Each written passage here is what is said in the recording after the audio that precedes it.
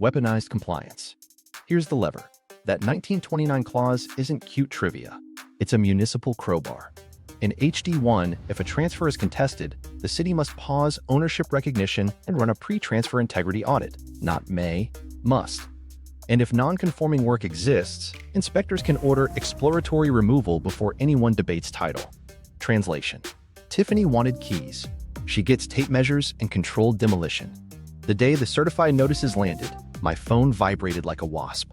Carlos texted a photo. Tiffany reading the envelope on the porch, turning the color of uncooked shrimp. Her caption to the sidewalk audience, "This is defamation by envelope." Meanwhile, the clerk emailed me the official audit window, and Alvarez added notes. Exterior first, mechanical next, possible cuts. He asked, "You still consent to openings?" I said, "I consent to truth." I staged the battlefield without the drama. Blue tape at the property line. Printed setback diagram at eye level. Labels on shutoffs. A polite sign. City inspectors only. Audit in progress. I even set out bottled water because hydration softens conflict and keeps people from fainting when they see mold. Tiffany DM'd, "Last chance. Hand over keys and I'll reimburse your paint." Paint. I replied with the audit order and no emojis. She responded with voice notes that sounded like a blender full of marbles. I forwarded them to a folder titled Operatic and went back to placing rulers. Audit morning, Alvarez and Nguyen arrived with vests, calm, and clipboards that probably have better credit scores than me. Tiffany greeted them like a cruise director. "Welcome to my historic property." Alvarez didn't blink. "We're here under HD1 Pre-Transfer Integrity Audit."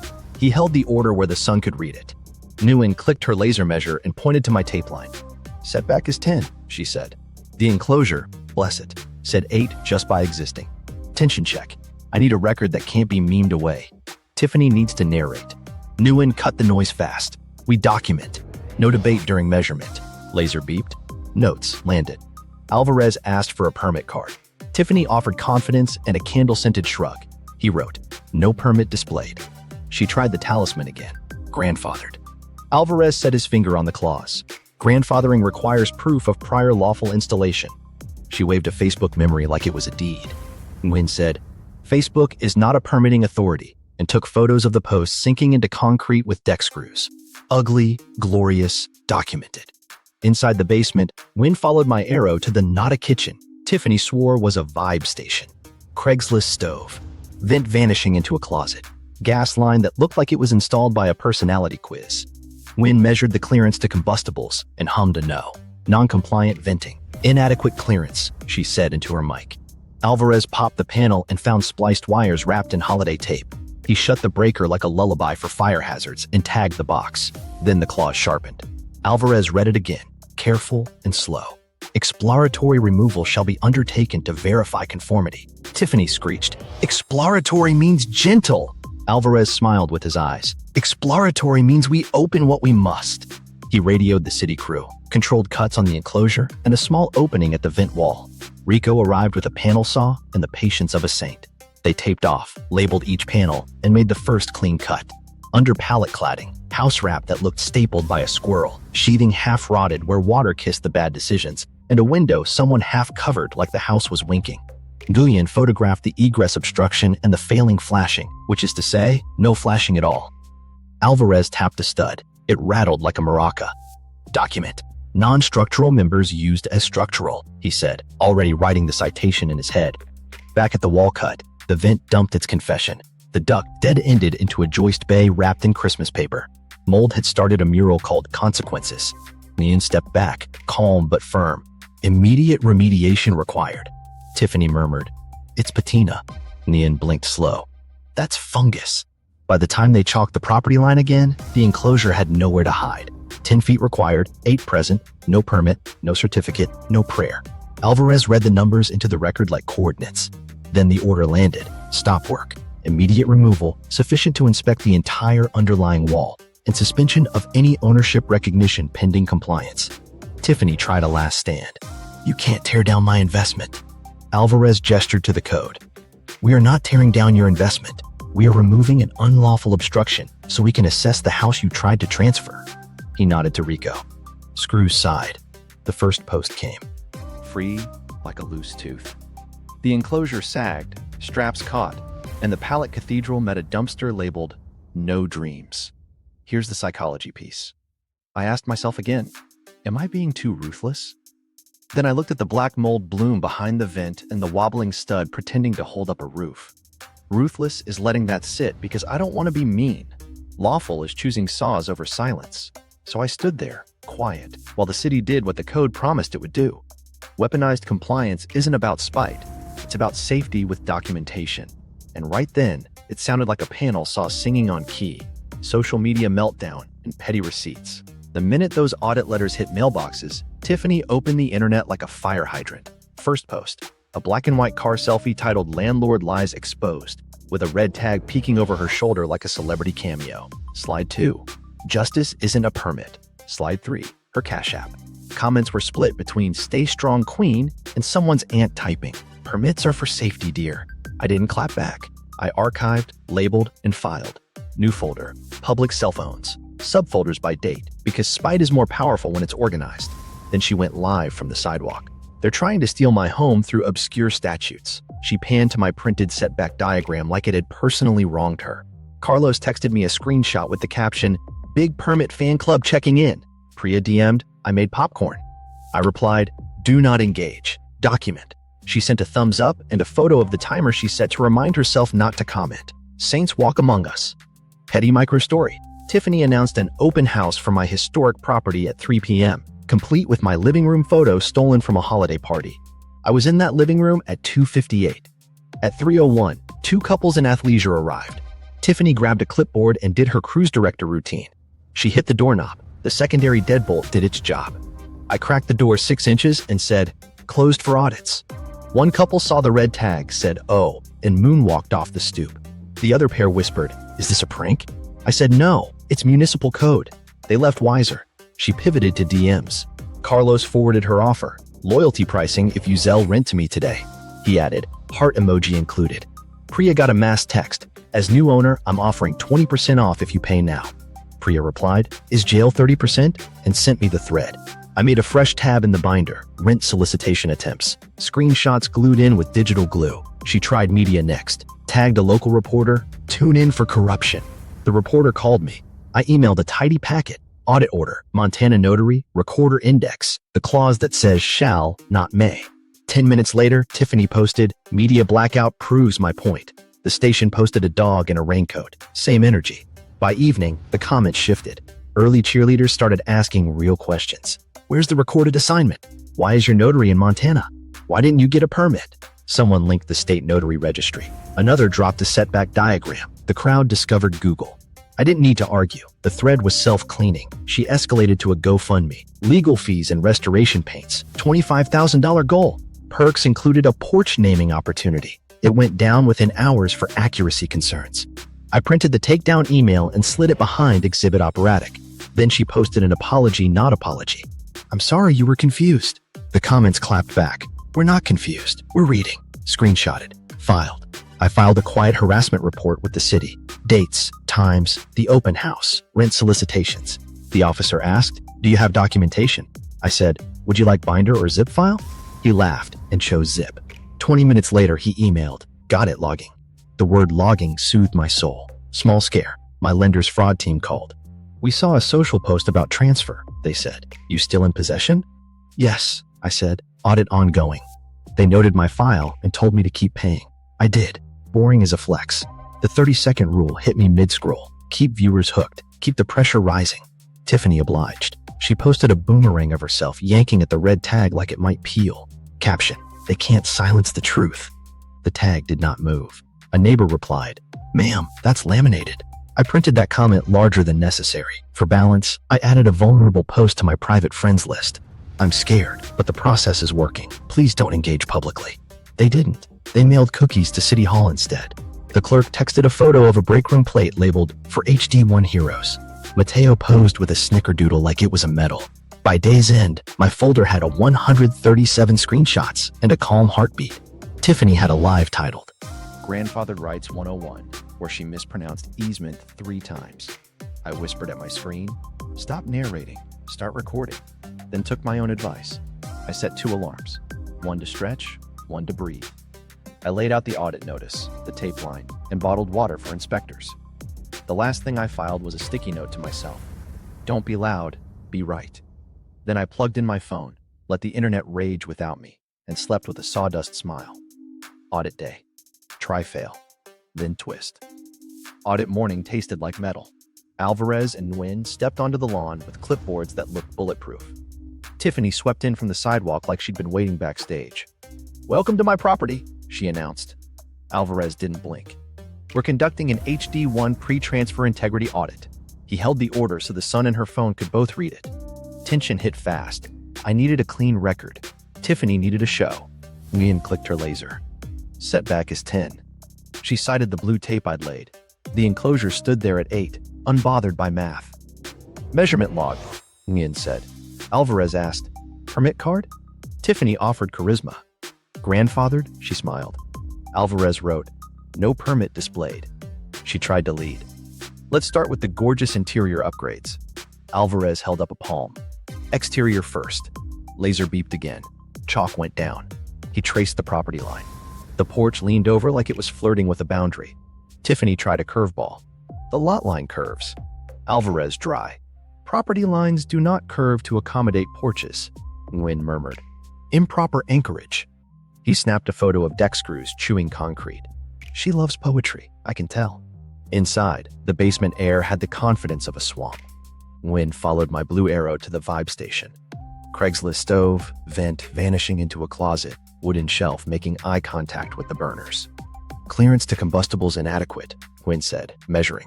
She traced the duct to nowhere, then peeled back a ceiling tile and inhaled a mushroom apology.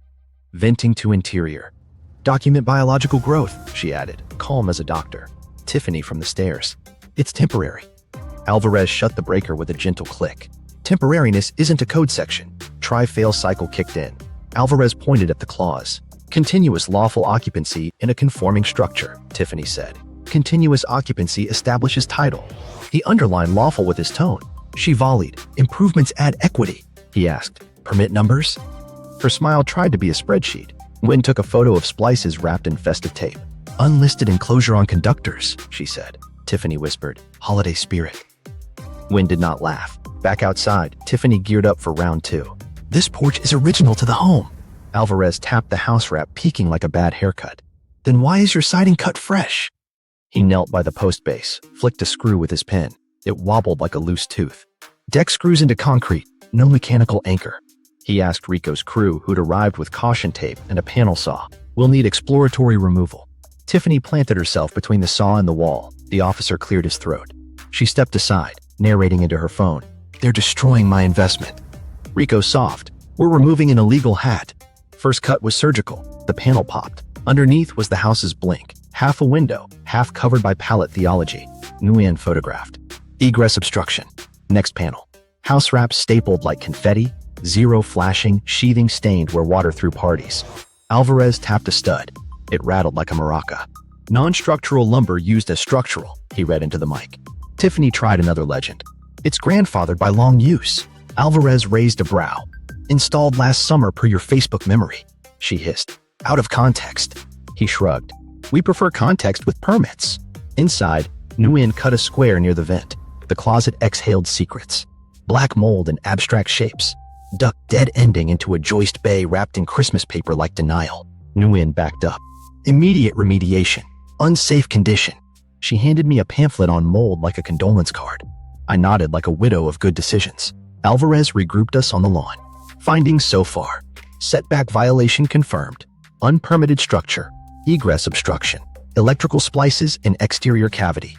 Unvented combustion appliance. Gas line deficiencies suspected. Tiffany pushed tears to the edge of her eyes. "You're siding with him because he brought cookies." Alvarez blinked twice. "We're siding with the code because it exists." Then the twist. Alvarez flipped to the clause I'd memorized. HD1 Pre-Transfer Integrity Audit. Exploratory removal shall be undertaken to verify conformity prior to any recognition of ownership change. He emphasized shall like a bass drum. Tiffany sputtered. "Exploratory isn't." "Destructive." Nguyen pointed at the wall. "Destruction happened when this was built." Alvarez nodded to Rico. "Proceed with removal sufficient to inspect." Rico and crew unbolted, unscrewed, the posts. A single twist and a post came free like a magician's scarf. The enclosure sagged. Straps caught. Someone's wind chime offered awkward commentary. A neighbor clapped once and pretended it was a cough. Tiffany filmed and chanted, "Illegal seizure," the officer said. "Enforcement action, like a lullaby." As the roof panels came off, a gutter detached, flopped, and was saved by Rico's reflexes. "You tried," he told the metal, kind like a eulogy. Beneath, the original facade breathed, a water-stained sigh, but honest. Alvarez measured one last time from foundation to chalk. 10 required, he said. 8 present, he wrote firm. Then he handed down the order. Stop work. Removal complete. Ownership recognition suspended pending remediation and reinspection. I felt a twinge of guilt, like I'd tattled to the biggest hall monitor. Then the mold patch flashed in my head, and the maraca stud, and the vent to Narnia. If mercy means letting a house rot so someone feels important, I'll be cruel. If cruelty means following the rule that keeps tenants alive, I'll be kind. The saw sang a clean final note. The enclosure bone slid into a dumpster spray-painted "No Dreams." Tiffany whispered, "I'll appeal to Federal Historic." Alvarez, without looking up, said, "Start with permits." Wynn taped a bright notice in plastic to the freshly tarped wall. "Substantial nonconformity. Transfer eligibility suspended," she read. Alvarez handed me a copy, his voice softer. Tiffany flinched at suspended like it hit bone. "Paper beats volume." I nodded, throat tight. He handed Tiffany the invoice for the deconstruction per court order. She stared like math had betrayed her. "I won't pay," Alvarez said. "Then the lien will." The inspectors packed their clipboards. The chalk line sat smug and straight. My house looked smaller without the illegal hat, and more itself. Carlos leaned out with a thumbs up.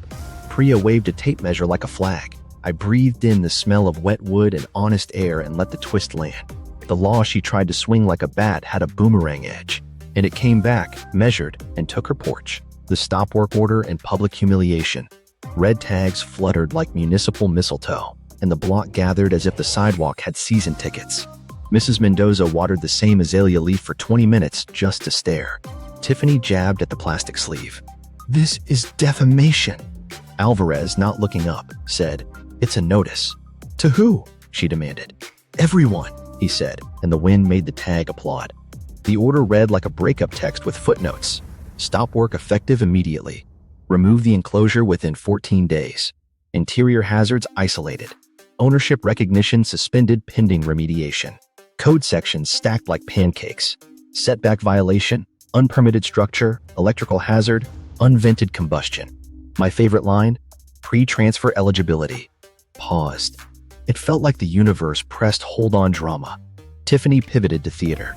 She propped her phone on a ring light, balanced on a lawn flamingo, and went live. "They're destroying my investment." A neighbor typed, "Ma'am, it was destroying itself." She tried the porch door like it had changed its mind. It had not. She tugged the red tag. It didn't budge. "It's laminated," Carlos called from a window, unhelpfully helpful. 2 hours later, she tried to establish occupancy. Her friend's teenage son arrived with a duffel, a plant, and a folding chair. The holy trinity of residency cosplay. I met them in the hall with the order and a very polite smile. "No occupancy changes during audit." She lifted her phone. "This is harassment." I angled the order to camera. "This is a court-backed stop work." The kid looked at the tag, at his plant, and asked, "So, I'm not moving in?" I said, "You're not even visiting." He left with relief and a pathos.